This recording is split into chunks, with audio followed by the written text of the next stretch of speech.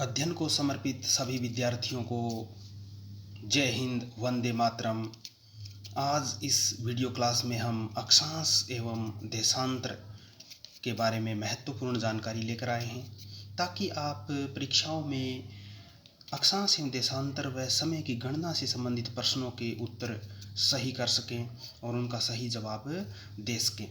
विद्यार्थियों, जैसा कि आपने ग्लोब देखा होगा, ग्लोब पृथ्वी का एक छोटा नमूना या प्रतिकृति होता है जिसे हम मॉडल कह सकते हैं। ग्लोब के ऊपर अक्षांश एवं देशांतर रेखाएं खींची होती हैं। अक्षांश रेखाएं क्षैतिज रूप में और देशांतर रेखाएं ऊर्ध्वाधर रूप में खींची हुई होती हैं और अक्षांश और देशांतर रेखाओं के इस जाल को हम भौगोलिक ग्रिड कहते हैं।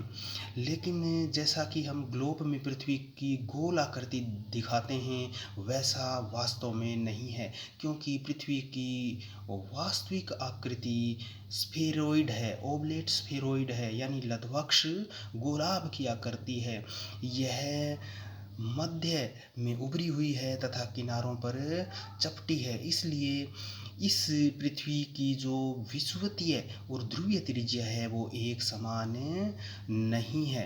फिर भी अक्षांश और देशांतर हमारे लिए किसी भी स्थान की अनन्य स्थिति को पता करने के लिए बहुत ही महत्वपूर्ण होते हैं। लेकिन यहाँ पर हमें ध्यान देना होगा, अक्षांश जिसे हम लैटिट्यूड कहते हैं, अक्षांश रेखा से अलग हैं। अक्षांश का मतलब होता है पृथ्वी के केंद्र से भूपृष्ठ पर भूमध्य रेखा के उत्तर दक्षिण में एक या मोत्तर पर किसी भी बिंदु की कोणीय स्थिति जो अंशों, मिनटों व सेकंडों में व्यक्त की जाती है उसे हम अक्षांश कहते हैं। तो सभी अक्षांश जो हैं वो अक्षांश रेखाएं नहीं होती, क्योंकि इसमें दो ध्रुव होते हैं जो 90 डिग्री अक्षांश कहलाते हैं, उनको हम अक्षांश रेखाओं में शामिल नहीं करते। तो दो ध्रुवों के अलावा सभी जो रेखाएं होती हैं वो अक्षांश रेखाएं होती हैं। तो इस प्रकार जैसे कि लैटिट्यूड यानी कि अक्षांश है वो 8 डिग्री 4 मिनट उत्तरी अक्षांश या 8 डिग्री 4 मिनट दक्षिणी अक्षांश भी हो सकता है। तो इन अक्षांशों की जो कुल संख्या है वो 90 उत्तरी अक्षांश और 90 दक्षिणी अक्षांश, कुल मिलाकर के इनकी संख्या और प्लस में एक भूमध्य रेखा, तो इनकी संख्या है वो 181 होती है। अक्षांश में 0 डिग्री की जो अक्षांश रेखा होती है वो पूरे ग्लोब को दो भागों में विभक्त करती है, यानी दो अर्धगोलों में बांट देती है। इस प्रकार इसके उत्तरी भाग को हम उत्तरी गोलार्ध व दक्षिणी भाग को हम दक्षिणी गोलार्ध कहते हैं। अक्षांश रेखा क्या होती है? Line of latitude. अक्षांश रेखा वह समांतर व कल्पित रेखा है जो एक ही अक्षांश को मिलाते हुए खींची जाती है। इनकी संख्या प्रत्येक गोलार्ध में 89 होती है। तो 89 प्लस 89 और एक भूमध्य रेखा, तो कुल मिलाकर अक्षांश रेखाओं की संख्या 179 होती है, 179, जबकि अक्षांशों की संख्या 181 होती है। अब हम आते हैं कि भूमध्य रेखा क्या है। भूमध्य रेखा या 0 डिग्री अक्षांश, 0 डिग्री अक्षांश जो है वो पृथ्वी के बीचों बीच से गुजरती है, जिसे हम विषुवत रेखा कहते हैं, और यह एक वृहत वृत्त का निर्माण करती है और पृथ्वी को दो गोलार्धों में बांटती है। 0 से 90 डिग्री को हम उत्तरी गोलार्ध कहते हैं उत्तरी भाग में, और दक्षिण भाग में 0 से 90 डिग्री को हम दक्षिणी गोलार्ध कहते हैं। इस 0 डिग्री अक्षांश रेखा की भारत की मुख्य भूमि से जो दूरी है वो 876 किलोमीटर है। तो ये आपको ध्यान में रखना है कि भारत की मुख्य भूमि से हम विषुवत रेखा की दूरी है वो 876 किलोमीटर है। इन अक्षांश रेखाओं के विभिन्न नाम होते हैं, जैसे कि उत्तरी गोलार्ध में 23.5 डिग्री की जो रेखा है उत्तरी, उसको हम कर्क रेखा के नाम से जानते हैं। जी हाँ, कर्क रेखा या tropic of cancer 23 degree 30 minute उत्तर की रेखा को कहते हैं। यह रेखा भारत के 8 राज्यों से होकर गुजरती है। तो इस प्रकार कर्क रेखा और उसके बाद दक्षिण गोलार्ध में इसी अंशों की रेखा को मकर रेखा कहते हैं। 23 डिग्री 30 मिनट दक्षिण अक्षांश की रेखा को हम मकर रेखा के नाम से जानते हैं। कर्क और मकर रेखा के इन भागों को हम अयन व्रत कहते हैं।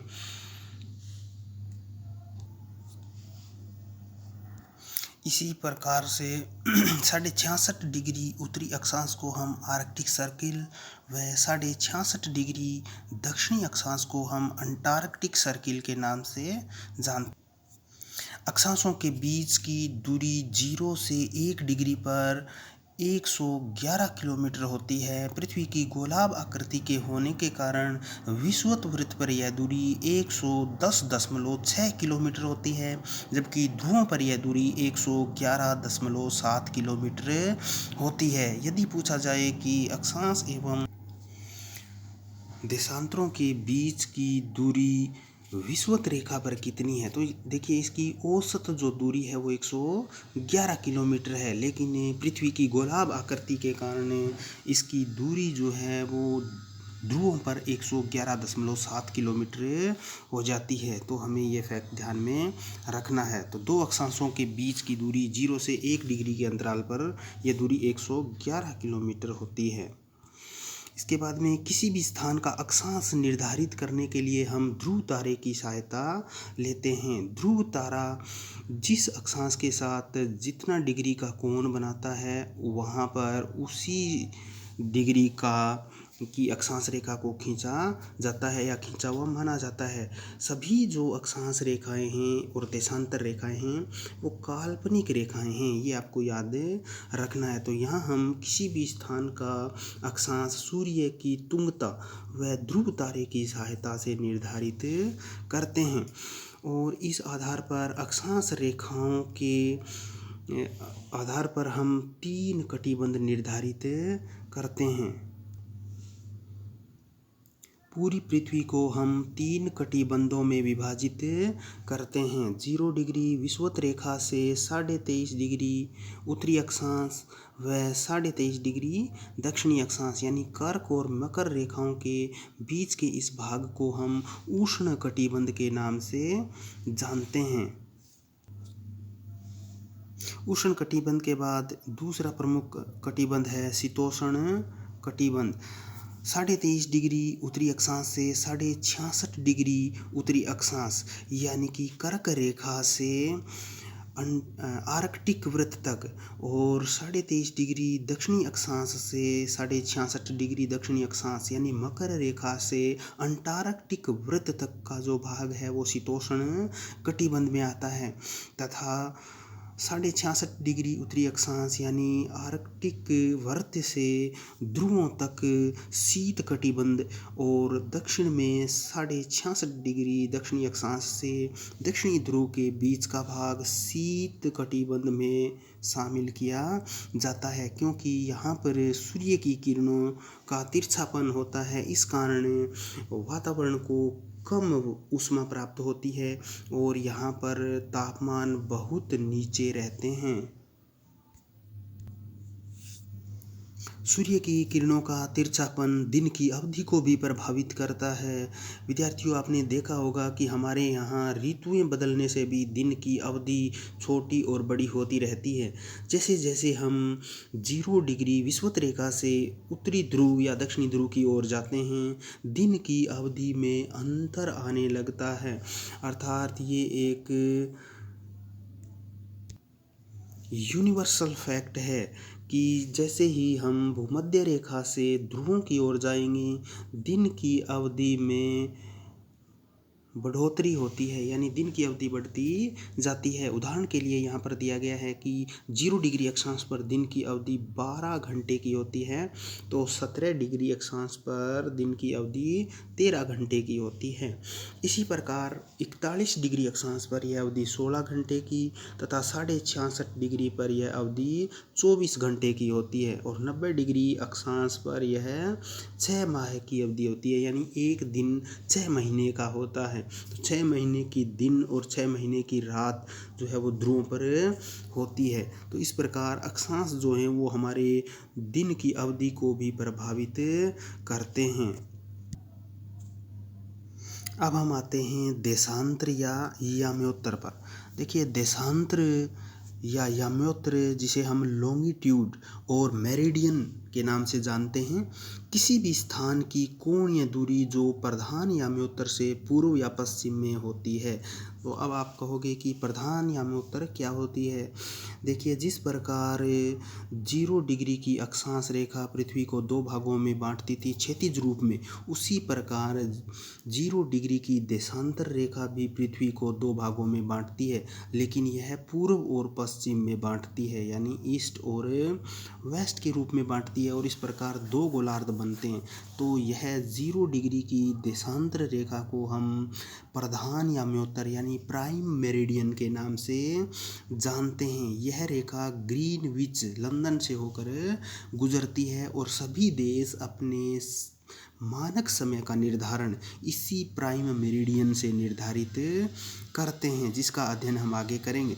तो इस प्रकार देशांतर रेखाएं लाइंस ऑफ लैटिट्यूड, उत्तरी और दक्षिणी ध्रुव को मिलाकर खींची जाने वाली रेखाएं देशांतर रेखाएं कहलाती हैं। जैसे देखिए, ये उत्तरी ध्रुव है और यहाँ पर दक्षिणी ध्रुव है, और इसको मिलाते हुए खींची जाने वाली रेखाएं जो ऊर्ध्वाधर रूप में होती हैं, इन्हें हम देशांतर रेखाएं कहते हैं। प्रिय विद्यार्थियों, जैसा कि आपने देखा कि अक्षांश रेखाओं के बीच के जो स्थान होते हैं उनको हमने कटिबंध के नाम से जाना। जैसे 23.5 डिग्री उत्तरी और 23.5 डिग्री दक्षिणी अक्षांश कर्क और मकर रेखाओं के बीच के स्थान को हमने उष्ण कटिबंध का, उसी प्रकार देशांतर रेखाओं के बीच के स्थान को हम गोरे के नाम से जानते हैं। तो ये भी एक महत्वपूर्ण तथ्य है। 2 देशांतरों के बीच की दूरी को हम गोरे कहते हैं और 2 अक्षांशों के बीच की दूरी को हम कटिबंध कहते हैं।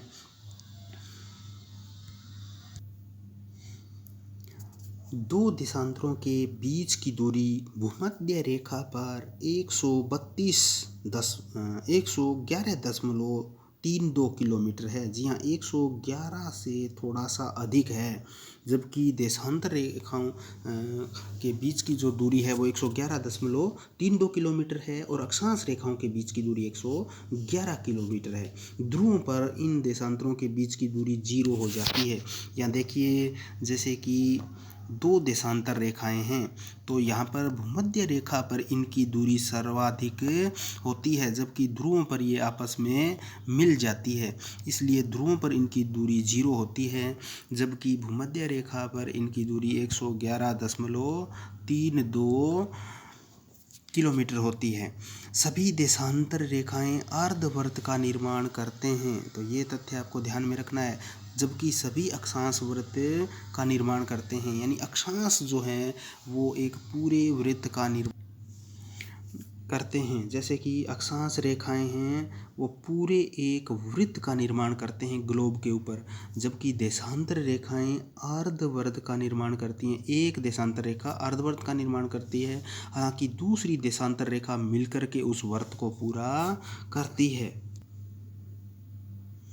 उदाहरण के लिए, जैसे 0 डिग्री की जो देशांतर रेखा है वो 180 डिग्री देशांतर रेखा यानी अंतर्राष्ट्रीय डेट लाइन से मिलकर एक वृत्त का निर्माण करती है। तो कई बार इस प्रकार के प्रश्न आ जाते हैं, जैसे कि 1 डिग्री की देशांतर रेखा जो पश्चिमी देशांतर रेखा है वो कितने डिग्री देशांतर रेखा के साथ मिलकर एक वृत्त का निर्माण करेगी, तो ये होगा 179 पूर्वी देशांतर के साथ मिलकर ये अपना एक वृत्त का निर्माण करेगी। तो सभी वृत्त इस प्रकार से बनेंगे, तो ये तथ्य आपको ध्यान में रखना है। तब आप पूछ सकते हो कि सर 10 डिग्री की पश्चिमी जो देशांतर रेखा है वो अपने वृत्त का निर्माण कितने डिग्री की देशांतर रेखा से मिलकर करेगी। तो देखिए, मान लीजिए ये 0 डिग्री है और यहाँ पर है 10 डिग्री की देशांतर रेखा। तो 10 डिग्री की देशांतर रेखा 170 डिग्री की देशांतर रेखा से मिलकर के अपने पूरे वृत्त का निर्माण करेगी। तो इस प्रकार के तथ्यों को आपको ध्यान में रखना है। प्रधान याम्योत्तर रेखा है जिसको हम प्राइम मेरिडियन या ग्रीनविच रेखा कहते हैं, ये लंदन में ब्रिटेन के ग्रीनविच से गुजरती है।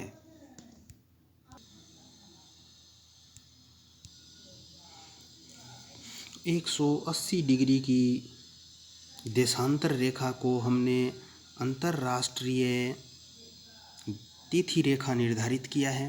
अंतर्राष्ट्रीय तिथि रेखा का निर्धारण 1884 में वाशिंगटन में हुए एक समझौते के द्वारा किया गया है। तो इस प्रकार इस अंतर्राष्ट्रीय तिथि रेखा के द्वारा हम डेट का निर्धारण करते हैं, इसलिए इसको हम date line, international date line कहते हैं। इसके पूर्वी भाग में मान लीजिए यहाँ पर रविवार है, तो इसके पश्चिमी भाग में सोमवार का दिन होगा, यानी कि 24 घंटे का अंतर होता है 180 डिग्री की देशांतर रेखा के पूर्वी भाग और पश्चिमी भाग में ठीक 24 घंटे का अंतर होता है। समय की गणना का जो आगे सेगमेंट आएगा उसमें हम पढ़ेंगे कि समय की गणना कैसे करते हैं। और पृथ्वी जो है वो 360 डिग्री घूमने में 24 घंटे का समय लेती है। तो इस प्रकार पृथ्वी के इस दो अलग अलग स्थानों पर 24 यानी दो विपरीत स्थानों पर 24 घंटे का अंतर होता है। तो इस इंटरनेशनल डेट लाइन को समय की समस्या के समाधान करने के लिए इस अंतर्राष्ट्रीय तिथि रेखा को जलीय भाग से होकर गुजारा गया है। यह अंतर्राष्ट्रीय तिथि रेखा प्रशांत महासागर से होकर गुजरती है, लेकिन यदि हम इसको किसी भी स्थलीय भाग से गुजारते हैं तो फिर वहाँ एक ही स्थान या एक ही देश के पास पास में स्थित दो भागों के समय में एक दिन का अंतर आ जाता है, जो कि व्यवहारिक नहीं है। इसलिए इस रेखा को प्रशांत महासागर में 5 स्थानों पर मोड़ा गया है, यानी इसे पूरी तरह से जलीय भागों से निकाला गया है। ऊपर इसे बेरिंग सागर से, बेरिंग जल संधि से होकर निकाला गया है और दक्षिण में भी इसे द्वीपीय समूहों से बचा करके सागरीय भागों से होकर निकाला गया है। तो 5 स्थानों पर इस रेखा को मोड़ा गया है। यदि कोई जलयान इस रेखा को पश्चिम से पश्चिम की ओर यात्रा करता है तथा वह इसमें एक दिन छोड़ देता है, क्योंकि इसके पूर्वी व पश्चिमी भाग में 24 घंटे का अंतर आ जाता है। मान लीजिए कि एक जलयान यहाँ से चला सोमवार को, तो यहाँ पर वह पहुँचेगा तो अपना एक दिन छोड़कर अगला दिन, यानी कि अगला दिन होगा यहाँ पर बुधवार, तो वह अपना दिन बुधवार कर लेगा और इस प्रकार एक दिन का अंतर यहाँ पर छोड़ दिया जाता है। समय के निर्धारण में देशांतर रेखाओं का महत्वपूर्ण योगदान है। जैसा कि आपको पता है, हमारी पृथ्वी की 2 गतियाँ होती हैं, घूर्णन गति और परिक्रमण गति। जो घूर्णन गति है उससे दिन रात बनते हैं, जबकि परिक्रमण गति से ऋतुएं बनती हैं। तो इस प्रकार दिन रात के निर्माण में घूर्णन गति का महत्वपूर्ण योगदान है। और यह घूर्णन जो होता है ये पश्चिम से पूर्व दिशा में होता है। जी हाँ, ये होता है वेस्ट टू ईस्ट। तो हमारी पृथ्वी पश्चिम से पूर्व दिशा में घूमती है। यही कारण है कि हमें सूर्योदय पूर्व में होता हुआ दिखाई देता है, क्योंकि पृथ्वी जब पश्चिम से पूर्व की ओर घूमेगी तो जो पूर्व के स्थान हैं वो सूर्य के सामने पहले आएंगे और इस प्रकार सूर्योदय हमें पूर्व में और सूर्यास्त हमें पश्चिम दिशा में होता दिखाई पड़ता है। पूरी पृथ्वी 360 देशांतरों में विभक्त है और इन 360 देशांतरों का एक चक्कर पूरा करने में पृथ्वी को 24 घंटे का समय लगता है। तो इस प्रकार 360 देशांतरों को 24 घंटे का समय लगता है। इसका तात्पर्य है कि पृथ्वी 1 घंटे में 15 देशांतरों को पार करती है। तो इस प्रकार एक देशांतर को पार करने में पृथ्वी को 4 मिनट का समय लगता है। जब हम पश्चिम से पूर्व की ओर बढ़ते हैं तो समय बढ़ता जाता है, जबकि हम पूर्व से पश्चिम की ओर जाते हैं तो समय घटता जाता है। ये 0 डिग्री की देशांतर रेखा है। तो पूर्वी भाग का जो समय होता है वो हमेशा आगे होता है और पश्चिमी भाग का समय है वो पीछे होता है। किसी क्षेत्र के स्थानीय समय का निर्धारण प्रमुख याम्योत्तर के सापेक्ष किया जाता है, यानी स्थानीय समय का निर्धारण वहाँ के किसी प्राइम मेरिडियन जो निर्धारित करते हैं वहाँ उस देश के द्वारा निर्धारित की गई प्रमुख याम्योत्तर के द्वारा किया जाता है। तो 2 प्रकार से समय निर्धारित किए जाते हैं। एक होता है स्टैंडर्ड टाइम यानी प्रमाणिक समय। प्रमाणिक समय है वो एक देश के द्वारा एक या एक से अधिक प्रधान याम्योत्तर रेखाएं मान करके निर्धारित किया जाता है। जैसे कि भारत की जो मानक याम्योत्तर रेखा है वो 82.5 डिग्री पूर्वी देशांतर है। 82.5 डिग्री पूर्वी देशांतर का समय ही भारत का मानक समय माना जाता है। यह 82.5 की जो देशांतर रेखा है ये भारत के 5 राज्यों से होकर गुजरती है। तो 82.5 की जो देशांतर रेखा है इसके द्वारा भारत का प्रमाणिक समय माना जाता है, जिसे हम इंडियन स्टैंडर्ड टाइम IST कहते हैं। अब इंडियन स्टैंडर्ड टाइम है वो हमारा प्रमाणिक समय है, लेकिन स्थानीय समय किसी देशांतर का वास्तविक समय होता है। इसलिए स्थानीय समय और वास्तविक समय में या प्रमाणिक समय में अंतर होता है। तो भारत में पश्चिमी छोर गुजरात और अरुणाचल प्रदेश के बीच के जो समय है उसमें 2 घंटे का अंतर है, जबकि स्थानीय समय जो है इनका 1 घंटे पूर्वी भाग और 1 घंटे पश्चिमी भाग में, कुल मिलाकर पूर्वी और पश्चिमी भाग में 2 घंटे का अंतर होता है। प्रत्येक देश अपनी प्रशासनिक सीमाओं के भीतर एक मानक याम्योत्तर तय करता है और यह मानक याम्योत्तर 7.5 डिग्री देशांतर के गुणक के आधार पर निर्धारित किया जाता है। तो कई देश होते हैं जिनका क्षैतिज विस्तार अधिक होता है। उन देशों में एक से अधिक स्टैंडर्ड टाइम यानी कि मानक याम्योत्तर होती हैं। जैसे USA में 5 टाइम जोन हैं, इसी प्रकार रूस में 11 टाइम जोन निर्धारित किए गए हैं, क्योंकि इनका क्षैतिज विस्तार अधिक होने के कारण उनमें एक से अधिक मानक रेखाएं निर्धारित करनी पड़ती हैं ताकि समय का सही उपयोग किया जा सके। भारत में भी समय के बीच में जो मानक याम्योत्तर रेखा है उससे पूर्वी भाग और पश्चिमी भाग में 1-1 घंटे का अंतर होता है और पूर्वी और पश्चिमी भाग दोनों को अगर मिलाकर हम अंतर देखें तो पूर्वी भाग का समय पश्चिमी भाग से 2 घंटे आगे रहता है।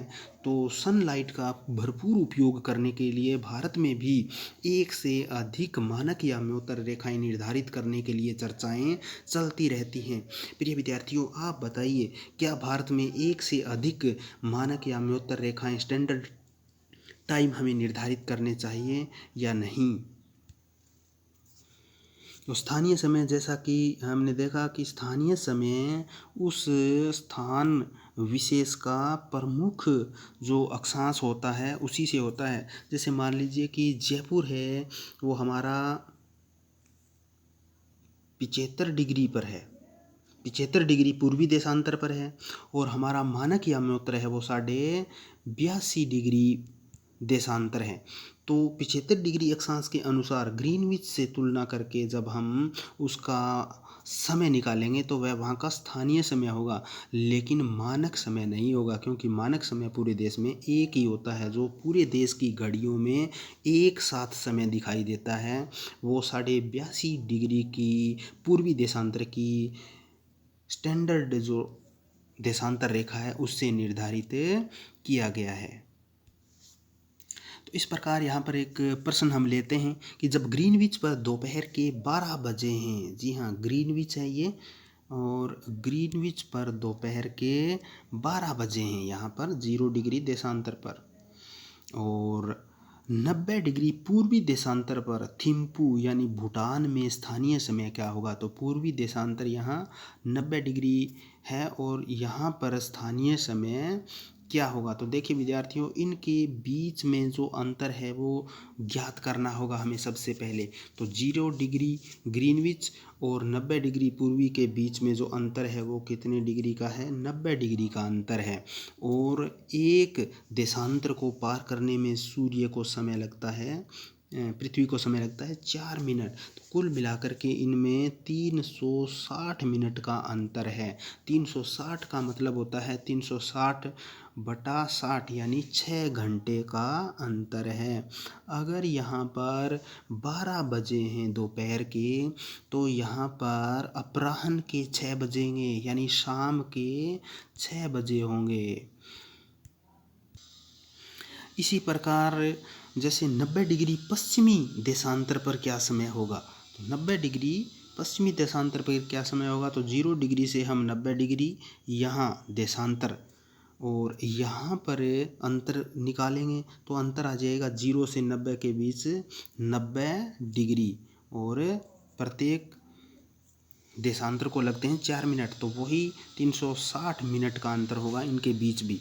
और इस प्रकार 6 घंटे का अंतर होगा ग्रीनविच मीन टाइम से पश्चिमी देशांतर पर। लेकिन ये 6 घंटे का समय है वो इसमें घटाया जाएगा, यानी पश्चिमी भाग का समय हमें घटाना होता है और ग्रीनविच से पूर्वी भाग का समय हमें प्लस यानी जोड़ना होता है। ये हमें समय की गणना करते समय ध्यान में रखना है। तो इस प्रकार यहाँ पर भी समय होगा 6 बजे, लेकिन ये 6 बजे का समय होगा सुबह के 6 बजे। जी हाँ, पूर्वाह्न 6 AM। तो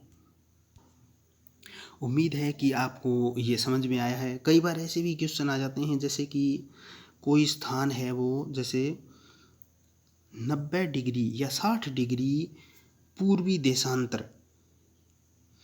पर 6 बजे हैं, जबकि 30 डिग्री पश्चिमी देशांतर पर समय क्या होगा।